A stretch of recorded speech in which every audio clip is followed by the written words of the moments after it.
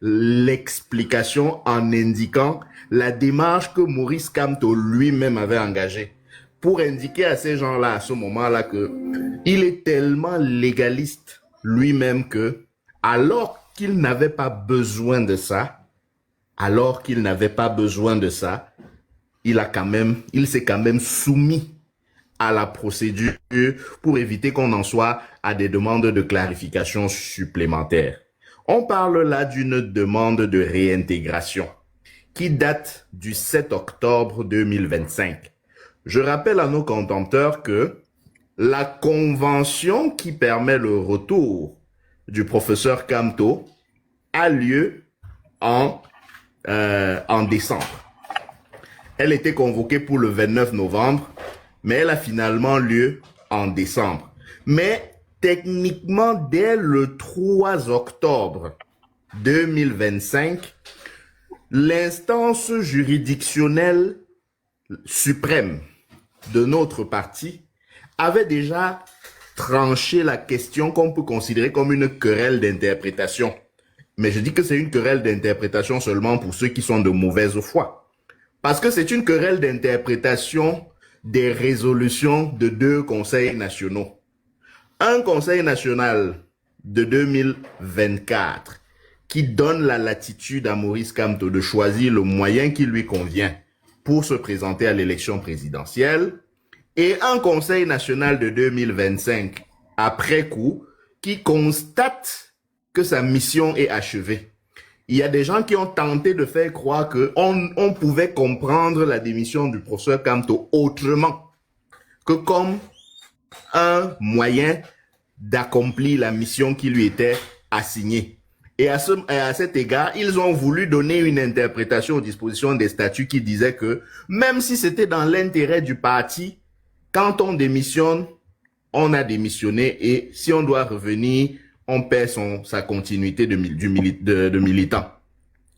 Et donc, cette divergence d'interprétation ne pouvait être clarifiée que par l'organe juridictionnel interne du parti qui est le Comité national de médiation et d'arbitrage. Maurice Kamto saisit le dit comité qui statue sur la demande de réintégration du professeur Kamto, non même pas comme président national, mais sa réintégration dans le parti comme militant. Et la résolution et la décision du Comité national de médiation et d'arbitrage est limpide en ces 2 articles que tu as déjà lu tout à l'heure et que tu me demandes de relire. Je le fais avec plaisir. Donc, article 1. Le professeur Maurice Kamto est réintégré comme militant dans le MRC. Première décision. Deuxième décision dans l'article 2. Compte tenu du fait que la démission du professeur Maurice Kamto était autorisée par la résolution numéro 1 du Conseil national du MRC du 26 octobre 2024 et qu'elle était par conséquent motivée par l'intérêt supérieur du MRC et non par un intérêt personnel, il s'ensuit que cette démission n'a pas eu d'effet interruptif sur son militantisme au sein du parti. En français facile, si les gens qui sont allés se servir du bras de la préfectorale pour nous empêcher de fonctionner normalement avaient été de bonne foi, leur fameux argument selon lequel Maurice Kamto doit attendre 3 ans avant de pouvoir éventuellement se présenter à une élection au sein du parti tombe de lui-même, parce que cette décision du Comité national de médiation et d'arbitrage, qui n'est pas un avis, qui n'est pas une opinion de Roland Dieu ou de Angelbert Lebon d'Achoua, mais une décision d'un organe interne du parti. Et si on est militant d'un parti, ça veut dire qu'on accepte de se soumettre aux instances du parti. Eh bien, cette décision a pour effet simplement de priver ceux-là de leur fameux argument sur l'interruption du militantisme. Je pouvais ajouter d'autres choses. Il n'y a pas que sa réintégration comme militant qui est l'enjeu ici. Parce que rappelez-vous que Maurice Kamto est quand même membre fondateur du MRC. Il y en a qui je ne vais pas citer les gens comme toi, Lebon, mais il y en a qui ont voulu faire de leur qualité de membre fondateur de l'époque là un trophée. Je ne sais pas s'ils voulaient seulement qu'on floque ça sur les t-shirts ou qu'on fasse les banderoles pour que tout le monde sache qu'ils sont membres fondateurs du MRC. Mais je leur rappelle qu'ils ne sont pas les seuls membres fondateurs du MRC. Et donc, par voie de conséquence, si Maurice Kamto est réintégré en sa qualité de militant du MRC, premier point, et que cette qualité de militant-là est considérée comme n'ayant jamais été interrompue par l'épisode de la présidence. Et ça veut dire qu'il réintègre du même fait sa qualité également de membre fondateur et de tous les effets qui sont attachés à cette qualité-là. Je ne parle même pas encore de sa fonction de président national. Donc, au 3 octobre 2025, Maurice Kamto, comme Okala Ebode, comme Willy Mengue, comme Lord Nuchang, comme je ne sais pas n'importe quel autre militant, est militant du MRC. Et donc, par rapport à la convention qui est convoquée pour le 29 novembre, c'est-à-dire un peu plus d'un mois plus tard, à peu près 2 mois plus tard, il a le droit, comme tous les militants, s'il remplit les autres conditions fixées par la commission électorale du parti, de briguer la présidence du parti. S'il a ce droit, tous les autres aussi l'ont. C'est-à-dire que je me serais attendu à voir une liste concurrente à celle de Maurice Kamto, peut-être conduite par Thierry Okala Ebode avec pour premier vice-président Willy Mengue, deuxième vice-présidente Lord Nuchang, etc. Rien ne les empêchait à ce stade-là de faire ça. Absolument rien. D'ailleurs, dans les préparatifs de la convention extraordinaire, justement, je ne sais pas si tu as le texte avec toi, Lebon, mais le secrétaire général du parti a pris un texte spécifique pour lancer les appels à candidature et indiquer les conditions à remplir par rapport à cela. Moi, je me serais vraiment attendu parce que certains nous disent que Maurice Kamto empêche aux gens d'émerger dans le MRC. Ils font comme si c'est Maurice Kamto qui devait encore lui-même supplier quelqu'un comme Okala Ebode ou Willy Mengue pour que ceux-ci trouvent 6 autres personnes avec qui ils peuvent constituer une liste pour venir le combattre ou pour venir l'affronter ou affronter sa liste lors de la convention que tout le monde savait qu'elle était convoquée pour le 29. On a donné le temps donc à ces gens qui se définissent aujourd'hui comme le MRC in gastro. Je crois que c'est la terminologie la plus indiquée en ces circonstances. Ils ne se sont pas présentés. Ils n'ont pas constitué de liste. À croire qu'ils ne sont pas assez nombreux pour pouvoir faire une liste de cette personne. Ils ont simplement observé la scène avec leur ami Massamo dans un coin du quartier avec une bière sur la table en se disant que Kamto va nous sentir. Kamto va nous sentir. Puis, la convention s'est faite. Elle s'est déroulée. Malgré que justement, certains aient voulu se servir des bras armés de nos adversaires et de l'administration pour l'empêcher. Et malheureusement pour eux, on n'arrête pas un esprit, on n'arrête pas le vent.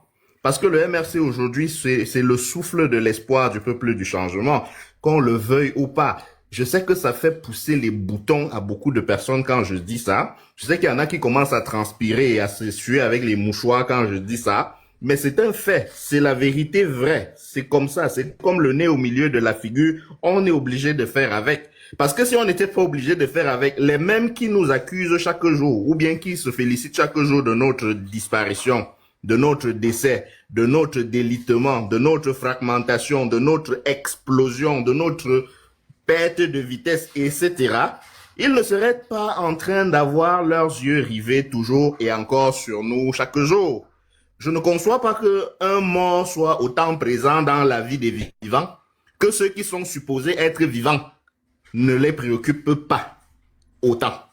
Je suis, honnêtement, il faudra qu'on m'explique. Peut-être que Emma Rose, quand elle va finir sa KJ, elle va m'expliquer ce phénomène-là que je ne comprends pas jusqu'à présent. Même Lebon a essayé de m'expliquer avec force de persuasion, mais j'avoue que ma tête est un peu dure sur l'autre là. Je n'ai toujours pas compris. Donc, je me résume en disant que alors même qu'on n'était même pas encore rendu à la convention du 21 décembre 2025, le Comité national de médiation et d'arbitrage, depuis le 3 octobre, avait déjà acté deux choses. Première chose, la réintégration de Maurice Kamto en sa qualité de militant. Deuxième chose, la neutralisation des effets de sa démission parce que celle-ci était faite en relation avec le mandat qui lui avait été donné par résolution adoptée lors du Conseil national du 26 octobre 2024. Une fois que j'ai fini de dire ça, je sors en ajoutant que on a malheureusement un pays où les gens écoutent plus facilement le Congo-ça. L'exercice que nous faisons, il y en a qui vont prendre le temps d'écouter, mais ils ne vont rien comprendre. Ils vont juste se souvenir que certaines personnes dans les réseaux sociaux disent que Maurice Kamto a forcé pour revenir à la tête du MRC. C'est pour ça que je le dis que j'ai pris l'habitude de ne plus expliquer les choses aux gens qui sont de mauvaise foi. Ceux qui sont de bonne foi, si on leur dit que c'est blanc et qu'ils voient que c'est blanc, ils sont capables de le comprendre. Mais ceux qui sont de mauvaise foi, croyez-moi, même si on opère leurs yeux et on met la vérité dedans, ils ne le verront pas. Donc on va se fatiguer à leur expliquer des choses qu'ils comprennent pourtant bien, mais qu'ils ont simplement décidé de ne pas comprendre. Enfin, j'aimerais mettre en garde ceux qui prennent leur cours de droit auprès des juristes de la BEMB de faire très attention. Parce que les conséquences des facultés de droit de la BEMB sont très néfastes pour des esprits qui sont un peu perturbés. On ne peut pas avoir pour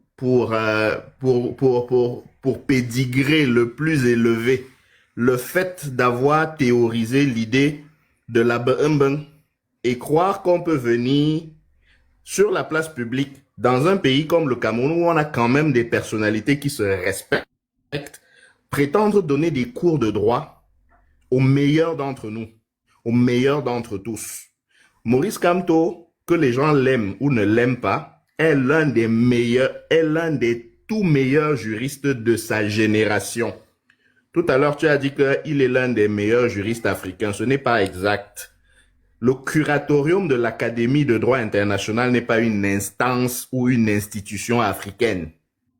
C'est la crème de la crème du droit international mondial.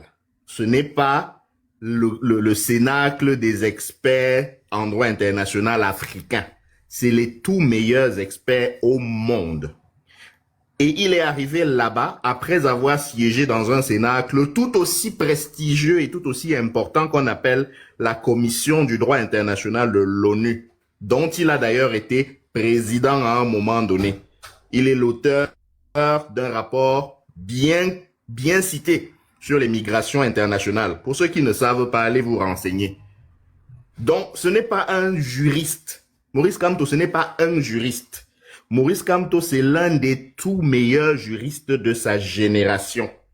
Et nous, qui avons appris le droit en route pendant qu'on marchait aussi, parce que la vie est telle que, peut-être qu'on me respecte au quartier, on m'appelle que maître, mais que les gens qui m'appellent maître, là, sachent que moi-même, j'ai les gens que j'appelle maître. Et que parmi les gens que j'appelle maître, Maurice Kamto n'est même pas parmi, parce que lui, je ne suis pas convaincu que j'ai le droit de l'appeler maître. Je peux encore appeler le professeur Diogué maître, mais même le professeur Diogué, c'est déjà un autre niveau. Parce que, tout à l'heure, tu as cité son nom. Le professeur Diogué, qui est membre du directoire, qui est également le président du Comité national de médiation et d'arbitrage, est, et je dois le dire ici, membre de l'Académie de droit international comparé. C'est en fait l'Académie du droit international version droit privé et droit comparé. C'est-à-dire qu'il s'est hissé à un rang où il se permet désormais de discuter avec les mêmes gens avec qui le professeur Kamto discute lorsqu'on parle de science. Et c'est quelqu'un comme ça qui, lorsqu'il siège dans une instance comme notre Comité national de médiation et d'arbitrage, se voit les décisions signées par sa main avec ses collègues de cette instance-là, débattues dans la rue par des bûcherons, des bouchers, des cordonniers et des chasseurs de lièvres, parce qu'ils ont appris à lire le français. Parce qu'ils croient que lire le droit, c'est lire le français. Et donc, ils se permettent de discuter de ce que les maîtres ont conceptualisé avant d'appliquer. C'est quand même regrettable. Je dis toujours que je suis secrétaire national au MRC chargé des affaires juridiques et judiciaires. Mais si j'ai l'humilité, alors que je suis le boss, en français facile, je suis le boss des questions de droit dans le parti. Mais j'ai l'humilité, chaque fois que je me prévaux de ça, de reconnaître que je ne peux pas dire que je suis le boss de Maurice Kamto sur les questions de droit. Je ne peux même pas dire que je suis le boss du professeur Diogué sur les questions de droit. Même en relation avec le collectif des avocats qui défendent nos amis politiques, je ne peux pas dire que je suis le boss de Maître Méli. Alors